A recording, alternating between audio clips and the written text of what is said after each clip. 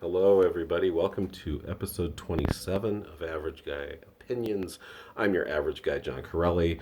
I am talking about the Communist Manifesto, which I've chosen to read. And I was hoping to get it done in four parts, but it may take me five parts. It's actually, like I was saying in part one, it's a very thick, involved read. Marx is incredibly, how do I want to put it? Comprehensive in his knowledge of systems, people, uh, not all kinds of systems, economic systems, political systems, power systems. It's pretty amazing to me. This treatise. I'm gonna hold it up. Maybe it'll be in the thumbnail. Maybe it won't. But there you go. So the first part is called the bourgeois and the proletariat. Now, most of you know that the bourgeois is the upper class, basically the people who are running things. Sometimes the bourgeois is just like the upper middle class, though, not necessarily the people that are pulling the strings, but the ones that do not want to lose their power in that part of society. Basically, the upper middle class today. I spoke a little bit last night about the bourgeois. I was hoping to get through bourgeois and proletariat last night, but tonight I will mainly focus on the proletariat since I basically did bourgeois last night and just kind of did an overview in part one. So here's part two. Um, like I say, mostly I'm going to focus on the proletariat, but Marx also um, made some good observations about society kind of combining itself. Like, the bourgeois is the upper class. Like I said, they're the priests. They are the business owners. They are often royalty or monarchy or lower levels of that. Um, they are, kind of the upper, like I said, the middle upper class is what they would be called today. So he makes a good point about these separate types of people starting to lose their individuality or individualism and starting to become part of this one strata of society. He also says the same thing about the proletariat. Proletariat are craftsmen. They are agriculturalists, farmers, and they are also coming together as a strata of society, and they're losing their individualism and individuality as well. It's a very interesting point. A lot of it, I think, you could tie into today. You know, the these growths have always happened, and they are necessary to happen if capitalism and even society in general, in a way, is to survive and thrive. Um, Hence, this treatise for communism. Uh, Here's some interesting things I saw. He was way ahead of his time on foreseeing unions and their necessity.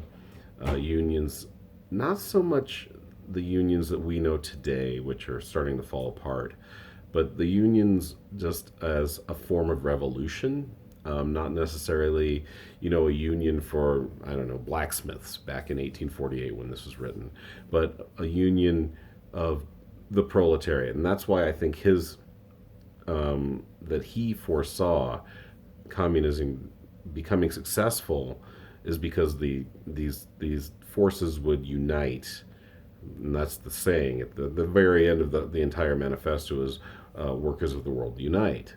And he foresaw this eventually happening. He saw the common man being able to find more common ground and therefore come to to terms of power, to become a force that would be able to topple the upper strata of society.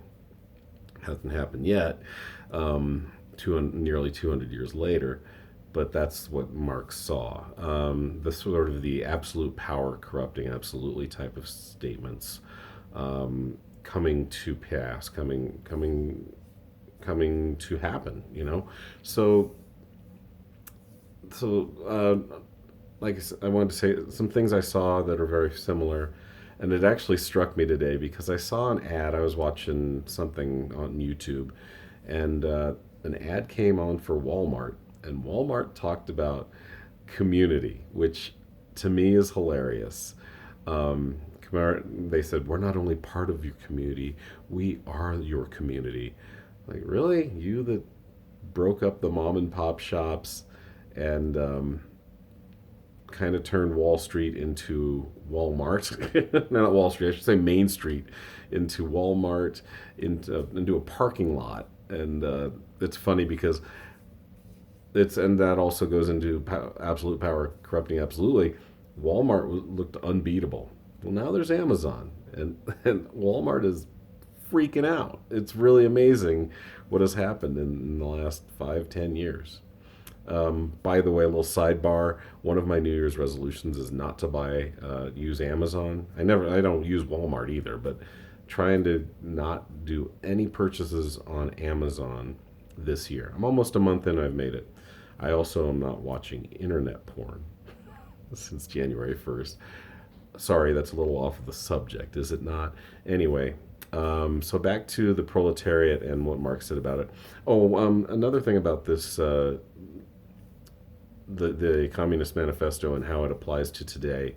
Um, most of you know, I am based in Colorado. I'm in Wheat Ridge, Colorado, and Colorado had a thing called the Ludlow Massacre.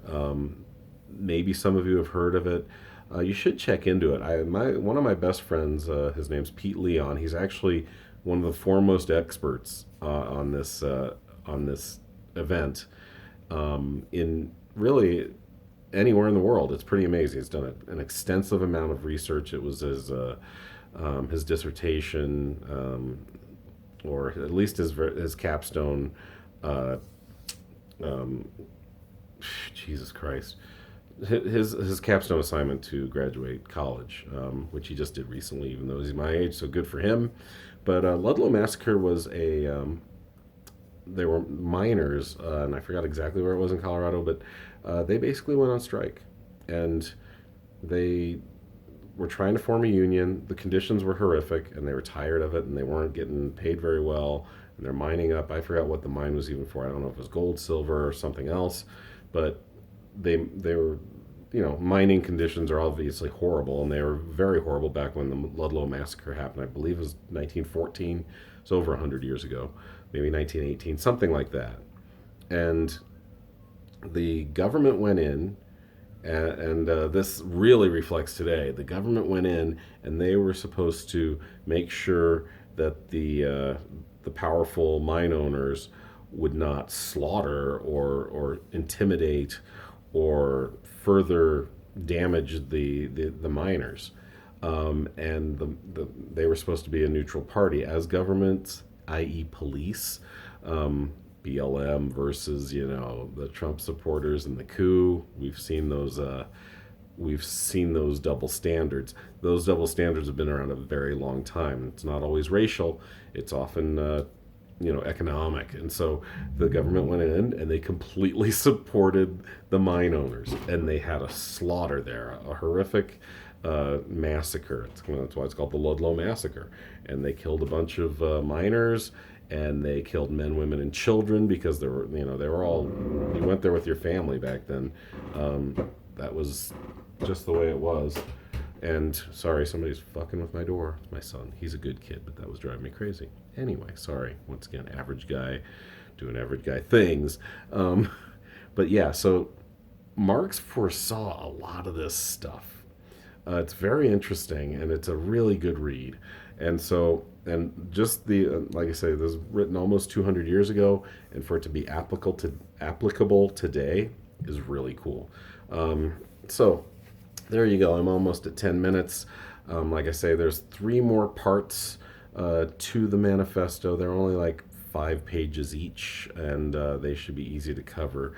The next section is called Communists and Proletariats, and that's probably going to speak of how you get together and form unions of workers and have them unite and have them be a powerful force in the world and not have to be ruled by the bourgeois or the upper class anymore. but I'm not sure of that. I'll have to read it. I'll get back to you tomorrow.